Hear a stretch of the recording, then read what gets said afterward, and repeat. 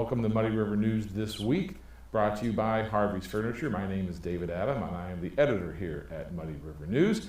And joining me this week are Dennis and Cheryl Williams with Bella Ease. Welcome. Thank you. Thank you. And I know that you're a nonprofit organization. You do a lot of things for the city. Rather than me try to explain all the things that you do, I'm going to give you the chance to somehow summarize everything that you do, because in my research for this, I didn't realize you did all the things that you do. You do way more than I ever expected. It's your turn. Well, the first question that most people ask us is, where did we come up with Bella Ease? Bella Ease is our mom's names. Bella is my mom's name, and Ease is his mom's name. No kidding. Yes. So we started Bella Ease in 2014. Initially for Teen Reach, and we really operated Teen Reach until about 2018. Right. At that time, we became a family advocacy center, and that's when we started serving the whole families. The first program we brought in besides that was a work program, and now we have numerous programs. So we have a more in-depth work program.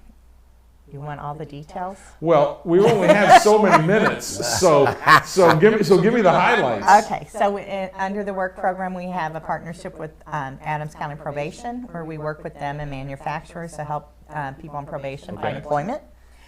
We also just have where people can come in and we can assist them with applications, that type of thing, find employment. We have Teen Reach, this is our normal after-school program, but we also offer it for younger kids. We have a lot of support services through our Family Focus. Go back to the work part too, though. We also have another piece of the work part too, which is called JTED. And in that JTED is what they're going to physically do is they're going to bring you in, they're going to set you down, they're going to mentor to you, they're going to literally help you with the things that you need. Childcare, getting to work, helping you try to get a home. This is how we've grown to that factor to be able to do those things is. So when you see it, there's even a component that we was talking with John Wood. Hey, you know, a lot of our families need GED. Are you willing to do that? They've exploded. When I mean exploded, as of right now, I know we have 30 students that come in to do GED at our facility. Wow. Right? It's through John Wood. Right. But because it's walking distance, so when you see us in the buildings, we strategically put the buildings there. We didn't put them there, but we got those buildings because people can walk into it. And that was the grand finale of doing what we do the best at. And now you've only just touched the tip of everything with the employment and job aspect of it.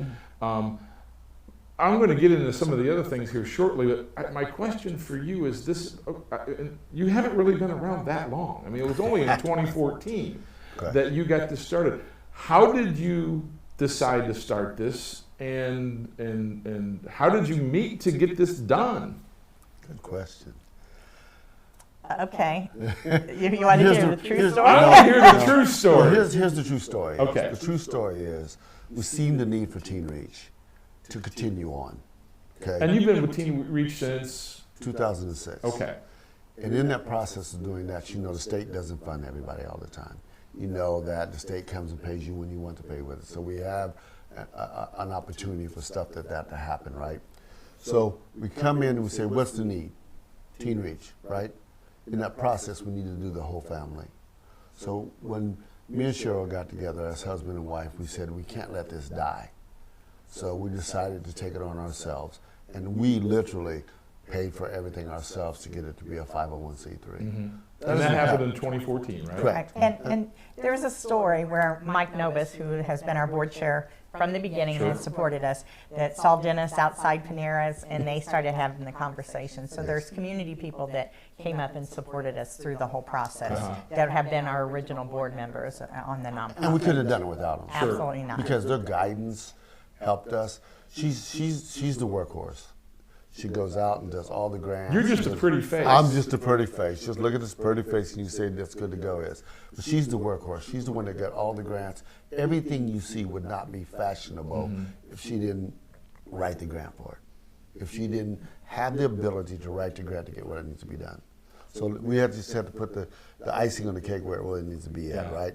sure, I can work with the kids. And the new fashion is people need to understand this. And I think that there's enough kids for we can have 5 more teen reaches, right? That's why the YMCA works well. That's why the Crocs works well, because there's enough kids for everybody. Right. So this is not something that we need to say, oh, we can only do this. But there's an after school and out of school program is what we do is. And the reason why I preface that, because when school days is not in, we're in. Snow days, we're in. Parent-teacher conference, we're in. Okay, so that's why Teen Reach is unique in its fashions. Okay. Well, when you look at all the other programs, one of the programs that's fashionable for us too is we have what they call College Bound. College Bound is a program that people, kids and their parents that don't know how to put kids in college, we help with that, right? We only help with it because we have the support of the community. Right. When we're talking about this is everything that we do is the support of the community. Everything is. Well, the other thing that Dennis already mentioned that is the vital part of LAEs is mentoring. So all of our programs are successful because we walk alongside the people that need the services. The college-bound one that he's talking about, we connect with the college kids. We connect people with the college kids. So, and we work with the college kids' parents. So when there's questions about, okay, what does all this financial aid mean? Or the kids, we take them shopping to outfit their dorm rooms. These are first-generational college students that do not have a clue what it's going to be like at college, and their parents don't know what it is. So we work one-on-one. We're there with them before college. We're there with them while they're in college. We're there with them when they graduate. And that's just an example of literally every one of our programs operate that way. That's why you've seen our expansion. It's because they're comfortable coming to us, and we we're there for them one-on-one. And one of the things that led to your expansion was in 2018 when you became a family advocacy center. And I want to make sure people understand that basically what you're doing is you're providing support for families who are at risk or are already involved with DCFS. See, I did my homework. Yes, you did. And so what services do you provide those families? Now, my guess is that's why we have all this paperwork on our desk here. I can tell you that from my head, even though, because one of the things that we did when we provided this Bella Ease, we're now holistic families, what I like to call it is. So what you just asked about is, so our advocacy person will go meet with the family. They will read the paperwork that they got from the DCFS people and give them the avenue of how to approach this. We have workshops that we put them in also to try to make them understand about what's happening in their families, right? Financial literacy. Financial literacy, people think that people just know how to financially take care of themselves. That's not true. If it's never been taught, it's never been taught, right? To be a parent. If you can show me a book that says the right way to be a parent, and it never varies. I'm still looking for that. That's what I'm saying. I've been doing this for a while. I still don't know. Right. So that's why what this does is help them guide through that stuff, right? And, you know, everybody's trying to do this. It's not just Bella East, but everybody in the United States is trying to make a better family, right? It's just some don't have the means that other people have. So we are there to help them guide through that means to be able to have that, right? And in that process of doing that is, they, like Cheryl said, is we're a mentoring process. We're not just going to drop you off the table. We're going to come by you. We're going to walk with you. We're going to go to court with you. We're going to, come out of court, let you read those papers, tell you the direction you need to go is. And in this process, people realize is drugs are issues with us in our community, right? Some of our families have this problem, right? We just recently started up a group where families can learn how to be a family even in recovery, right? Because that doesn't happen. You got AA, RA, you got NA, right? But this is a group that says to the family, come on, let's sit and talk about this and the direction we need to go. That's just an example of we've seen the need, we went towards the need of it. I also saw that you have several different parenting groups, and I did my addition. I got my calculator out. You have over 175 participants in those groups, but you have multiple groups. Can you explain the different groups and how they cater to each different situation? Well, I think one of them that Dorinda, our family services director, started is Monday Motivation. Again, the people that come in, especially through our family focus, they develop life plans. So they're wanting to make changes in their lives so that ultimately they can be reunited with their children. And that means usually a complete life changes. So on Mondays, they come in, they meet with us, they meet with our staff, they meet with each other, and they determine what their week's going to look like.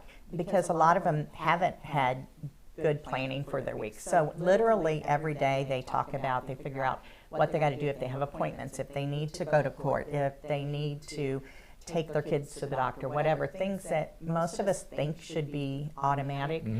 A lot of them just don't have those skills. We also have 2 parent support groups. We found that, of course, we've now been doing this for about 5 years with the Family Focus. And the parents that have done this and have been doing it for a while now are there for the parents that are now new to it. So we have one that's been going longer, and then we have one that's a newer one that has just started over the last year. So that we now have 2 support groups. We have a life skills group that just started this last year, literally where they cover everything from cooking with their kids to financial management to Cleaning the bedrooms. yeah, I mean literally. Teach your child how to clean their bedroom. Teach you to teach your child how to clean the bedrooms. Right. One of the ones that was surprising me that she had a big feedback is the little Lunchables. She taught them how to do the Lunchables. Yeah, themselves. So your kids can, go in the refrigerator and have a Lunchable ready for them to be able to take up and have that thing. Who thinks of those things? Right. Well, they do. They think of those things. That's a value. And the other thing, and I'm just going to brag on the additional staff that Sure. we brought. Well, we didn't really touch on this yet, but we moved into 707 property a year ago. Actually, we came on January of 2022 is when we purchased it, but most of our staff came on in July of 2022. And Happy anniversary, by the way. I mean, Yes. It's been a year. yes, Yeah. it has. A year of literally, we've tripled our staff and programs Well, in a how year. many staff do you have? Just under 40. Wow. Yes. Yeah. And Think literally about it. I was the only full-time employee until 2018. until Yeah. 2018. Yeah. So, but one of the things that we are able to do now is a lot of community events. And so we have done some community giveaways. We brought in over 500 people for this community give back that we had. But even more than that, we brought the community into it. So we had 40 volunteers. Clarity came in, their people came in and volunteered with us. We had Lowe's came in. businesses. And we Police also had police department came in. I mean, you just wouldn't believe it. I mean, there was lines. Dot of people. Foods. There's It was just- so we also had the businesses. We had almost a dozen businesses that also contributed to it. August 8th, we're getting ready to do an immunization clinic. Central Food Bank called us and said, we have excess food. Can you guys distribute it? So we're giving away produce on August 8th at the same time. The importance for us, the property that we have been looking for property probably for 4 or 5 years, ever since we became a family advocate. We knew the importance of property in the neighborhood where our people lived. And we weren't willing to settle for anything that wasn't in that neighborhood. And that's what we were just talking about before we actually started, about how important it is for your clients to have literally walking access Right. to where you are. Yeah, we know one of the barriers to people in poverty, but really in the whole town of Quincy is transportation. So if we have services that they can walk to, that's one thing that they don't have to worry about. So when we got the property, it is in walking distance with a lot of them that live in the neighborhood where they need the services. So I think she's the person who's going to get to answer this next question, because you said she's the workhorse, the money There person you behind go. this. That's it. But the fact is, somebody's got to pay for this. You've got 40 staff members. You've got to get goods and services available. How do you fund all of this? Of course, grant funding is the majority of where our money comes from. We've been fortunate. Tell this story. A little over a year and a half ago, I went and when I came full time for Bella Ease, that's one of the things that I started doing, looking for money. Honestly, when people tell me, "Oh, there's this grant that I think you guys would be good for," I literally research it and go for it. And so I applied for a lot of grants thinking, okay, we'll just get a few of them. And we were fortunate to get all of them except one. So we've rolled out a lot. My staff has done an amazing job this last year with bringing new programming. And so we have brought a lot of programming. Some of it we're going to have to find more sustainability. But besides that, we have a gratitude wall at Bella Eats that shows the number. There's probably, I don't know, 40, 50 emblems up there of the numerous people in the community. In our community. That helps us. Here. Yes. Not just a state grant. Not but just- also Oh, no, the other state people. grants aren't even up there. We get money from local foundations, from service groups, from people, from churches. So we have a lot of support in the community that have stepped up clear back to when the budget impasse where we didn't have money at all. And we were the only teen reach that kept the doors open. The community stepped up then and said, here, we're going to help you get through this. And so literally every dollar made a difference for us at that time. So yes, we are so thankful for what the community has done, and literally everything that they give us, it has been appreciated. And one of the things you got to understand is that me and Cheryl is the founder of it, right? But without the staff, without the people that has the heart, we particularly will only hire people that we see as the compassion for this type of work. Because if you don't have that, then it becomes an issue for the people that you're trying to serve. Our community has amazing people that's like that. And we have a lot of them that's like that. A lot of organizations have them too. But I'm proud of our staff because, without them, we can't do it all. Right. You've tried that before. Yeah, We have. it don't work very well, I'm telling you. It just don't work. Well, so you've expanded so much. But I also think I'm going to guess that in your mind somewhere it's like, we're not done yet. What would you like to see? See, I like both of you sort of grinned like, okay, yeah, here we go. But the fact is, I want to know what do you want to do in the next year? What do you want to do in the next 5 to 10 years? Because I'm sure you still see all kinds of need in this community. Well, I have to say, we did the Nonprofit Excellence Initiative. That's from the Tracy family. Yeah. Okay. Well, actually, it was through five of the founders. So there were Okay. 5 of the foundations that came together to do it, and we did a strategic plan through it. And literally, that was before we got the property, and everything that was on our strategic plan almost got checked off by moving into that property and getting some of the funding that we got through it. I think that number one, sustaining the programs that we have, because we see the importance literally of all the programming. We see 2 major barriers in the community, again, which is transportation and childcare. Helping in some way of trying to remedy some of those barriers in some manner. We're in the area where the people need help, so sometimes we're just that bridge to them and the rest of the community. What else? Where else do you want to see us go? Expansion? You want to tell them about the expansion? I don't know. Maybe you I may be breaking a secret you weren't ready to talk about Go yet. ahead. Well, we've had it out there for organizations that it affects and stuff like that. Is that DCFS came to us and said that Yeah. we have 2 other counties that we'd like you to go into for the DCFS case. One is Pike. There's 4. 4. Pike, Brown, Schuyler. No. Yes. That's why she's the in charge here. Pike, Brown, Scott, and Morgan. Okay. which is towns that don't have advocacy there. So we're taking on that challenge too. Yeah. How do you? I mean, you've already spread yourself pretty thin here in one town. Those are people. Our people are good like that. Yeah. And they're already out there. You got to hear this. That's how good they are. They're already out there. Got a place in Jacksonville. They're setting it up. They've already got clients They've gone already. to court in Pike County with Right. people. So, yes. I mean, they're just that good, and Yeah. their compassion shows in that avenue to be able to do that. Yeah. And it's not us. We're just the ones that gain it, and then they go out there and do the job. You know, I can't imagine 2006 that I'd be where I'm at today. Yeah. Right? But I can imagine that our community needed this, and somebody needed to do it. And so we was fortunate that the God that pushes us in this direction to do it. We're that fortunate that God does that for us. And this is this is kind of an arrogant statement, but I really think Dennis and I could not envision other people having the same drive and compassion that we have, when we started Bella Ease, and even when That's not arrogant, by the way. You can pat yourself on the back a little bit. because this literally is our life. I mean, Yeah. this is who we are. And when we started the Family Focus program, you know, we started it with one other full-time person, and there was another full-time person Dennis was trying to transition into Teen Reach.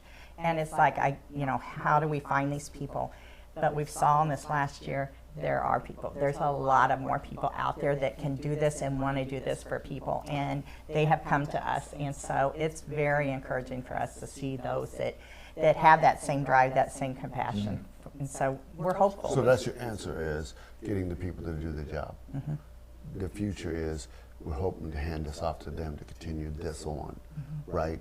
And like she said, as I was with Teen Reach, I'm not with Teen Reach, I'm over the programs, but there's people that has the same passion and idea and want to see it continue on and grow on. We have a person that was in what we call Freedom School, and she has that passion and drive, and we want to merge them together to make it as one unit, because she showed how to do that, and the kids need to see that, the parents need to see that, our community needs to see that, the drive of these people, and that's what it is, these drive of these people. The donors, there's donors out there that we had no idea that they watching what we're doing is right, and walk through our door and say, we commend you for it. Because this is a community effort. This isn't just Cheryl and Dennis' show, it's a community effort. We had the whole community come together and do it. Mike Novus, Carrie Anders, Kim Dean Keller, these are our board members that you know that's in the community, that's doing things that shows in the community that we care, right? So this is just not our show, it's a community effort to make that happen. Well, thank you for your caring, thank you for your compassion, thank you for your drive to help people in our community. That's literally what you're doing, is helping people, and I thank you for that. Thank you for that. And thank you for joining us today on Muddy River News TV. You can catch all these episodes as well on the Muddy River News TV Plus ad at the top of our website.